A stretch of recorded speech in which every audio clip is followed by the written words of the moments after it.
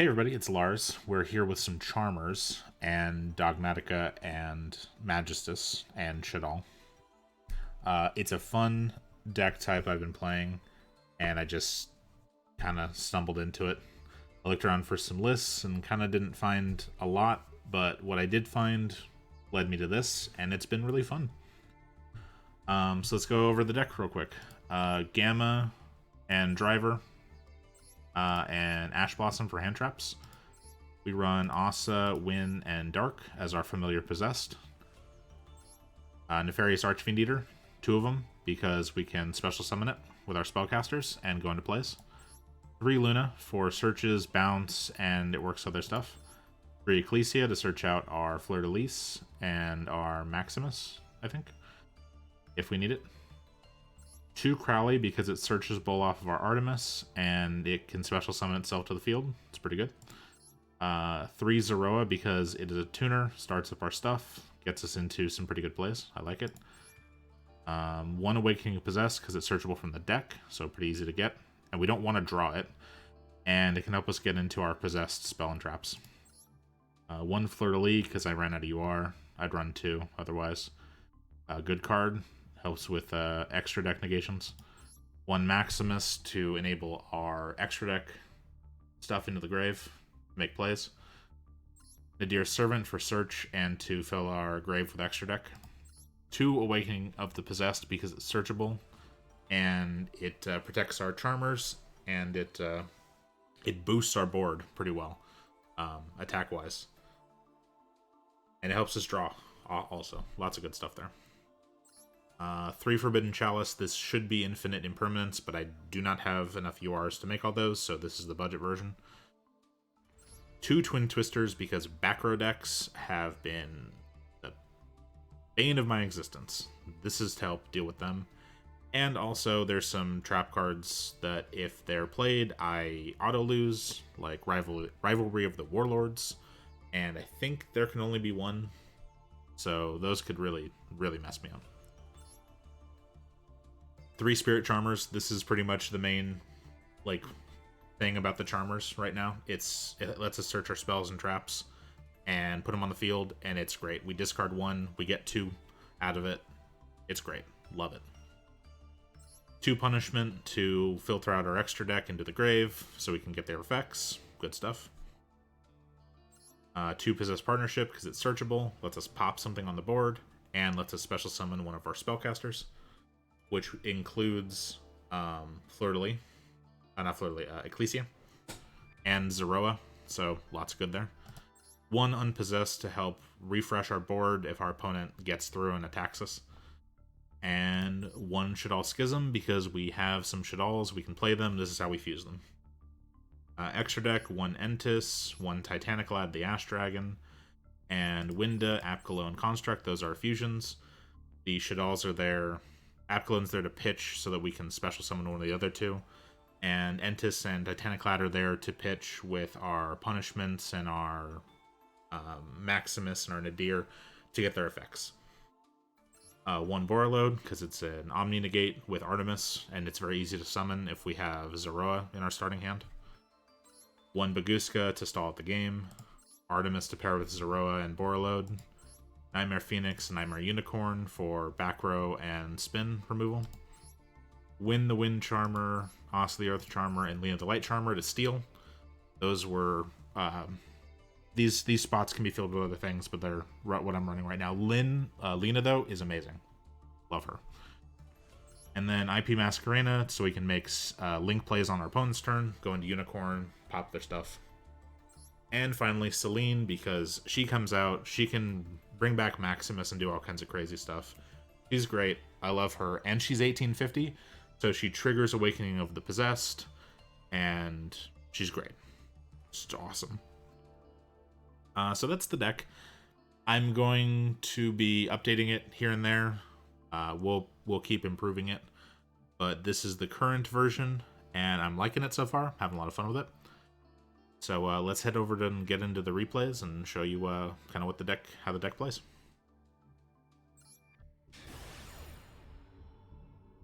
Okay. Once I made the changes and I converted the deck more to a Dogmatika Magistus combo, things started to get a little better for me because I was playing just Magistus before, and this is one of the games where things were going pretty well. This is a long game, there's a lot of back and forth, and I think that both me and my opponent had some opportunities to win this game, so I feel like this is a pretty good one. So we're up against Blue Eyes featuring... It's mostly just dragons. There's a lot of dragons he's got.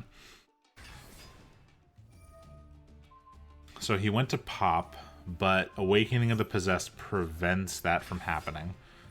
So then he brings out the dragon, white, Dragon Spirit of White, to pop my Awakening of the Possessed. And I just go ahead and I use Dogmatika Punishment, which he then sacks to summon Blue Eyes. So that was my bad. I wasted a Dogmatika Punishment and didn't really get what I needed to out of that. But that's how good Awakening of the Possessed can be. It prevented my area from being killed with that effect. Very powerful.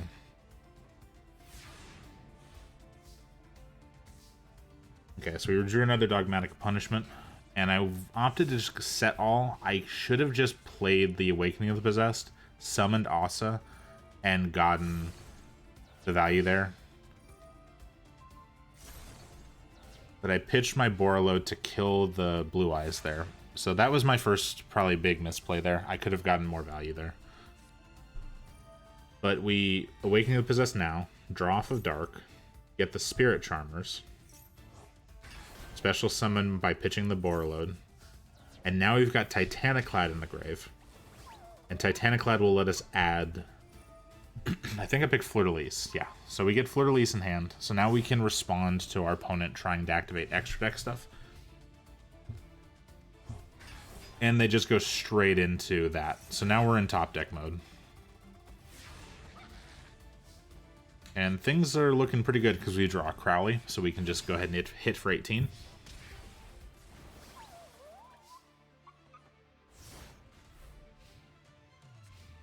And our opponent draws nothing. So we get another hit for 18 turn. But unfortunately, we don't draw another monster. If we drew another monster there, we would just win.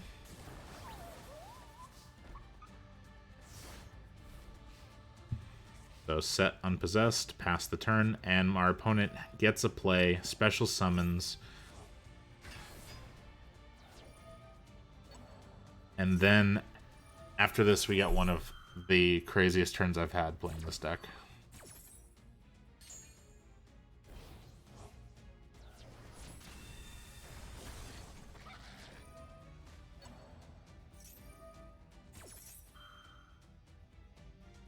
So Unpossessed gets us a replacement monster. We set Zoroa.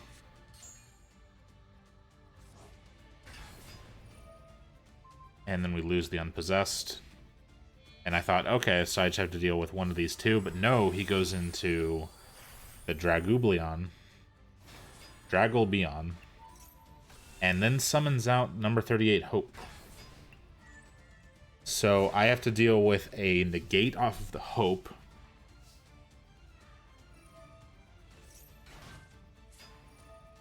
So, special summon Ecclesia. No, yeah, special summon, activate Magistus, but I don't search with Ecclesia so that I don't get locked out of my extra deck. So he cancels out the search for Crowley there. We make Lena. We Lena into his dragon. Activate effect. To pitch his monster to make a powerhouse. Then we go into Selene here. And we use Selene's effect to bring back Maximus. We activate Maximus to pitch out Entis. Using Entis to use up one of the effects off of his dragon. And we use the effect of his Dragon Lord of Felgrand to summon the Blue Eyes, trade with the Dragulbeon, and then we attack with Selene for game. That was one of the craziest turns that I've had in this game in a while. And I was basically just playing off. I didn't, like, this wasn't a line I saw going into the turn. This was something I saw as I was playing. Like, as I made the Lena, I saw the Felgrand. I summon the Felgrand. I bring back the Maximus off of the Selene. And then I try to pop the thing with the Antis. It doesn't go, so I swing at the Felgrand. Then I notice the Felgrand effect, summon the Blue Eyes, and I'm like, oh, I have game. And it was really fun and interesting, and I love turns like that in Yu-Gi-Oh! That's just awesome. Okay. And here's another game I had pretty much right after that one, and it went fairly well. I think I played through a lot of things well, but there's a point where I really messed it up. Okay, so we get to go first. We start by summoning Zoroa, activate effect, summon Artemis, special summon Luna, activate Artemis to bring Crowley, link into Borreload, Synchro into Borreload, and then Borreload is an Omni 1 with the Artemis, and then set 2 and pass the turn. So we have the Forbidden Chalice, and we have the Dogmatika Punishment. So we have double pop, Omni negate, and a monster negate. So we go ahead and we negate that to prevent him from just getting a free effect. We Dogmatika Punishment the Rocket Tracer, and as the Rocket Tracer tries to go in and pop itself to cancel out my punishment, I Forbidden Chalice it, so I get the punishment effect to pitch my Entis, so that I can pop his back row. Which ended up being a compulsory evacuation device, which would have sent my Borreload right back to my hand. But now that we have Entis in grave, we can summon the Maximus.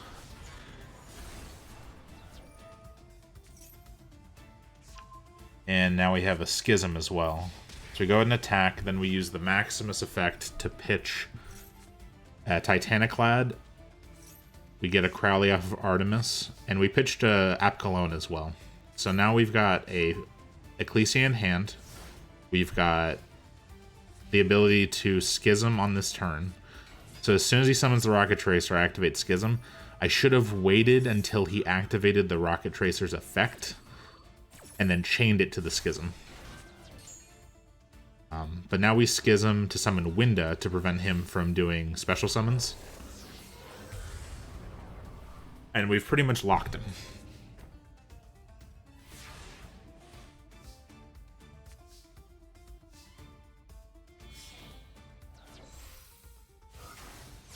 So we summon Phoenix to pop his back row.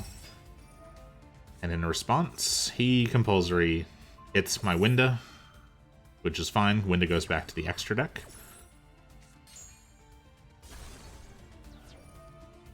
Activate Artemis to search a Zoroa.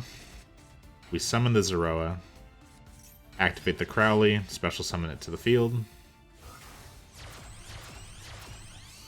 Link to Selene.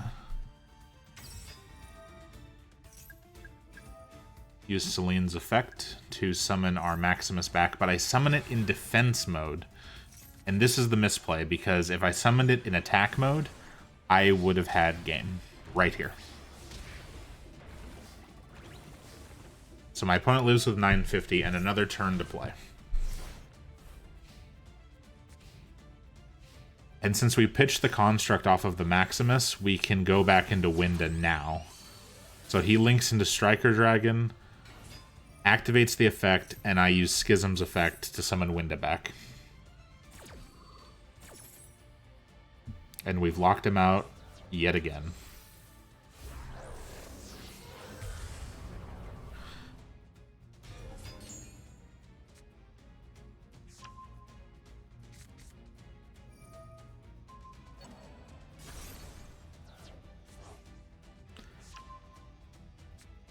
All in all, I made that misplay there. I could have won the game, and Winda just locked him out of being able to play. And I feel like on the early part of the game, we did use the effects appropriately to get the most out of it.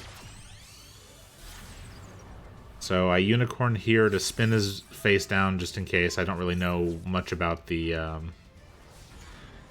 rocket dragon stuff, so I didn't know what he had. I went for the safety. And then Nightmare Unicorn for game.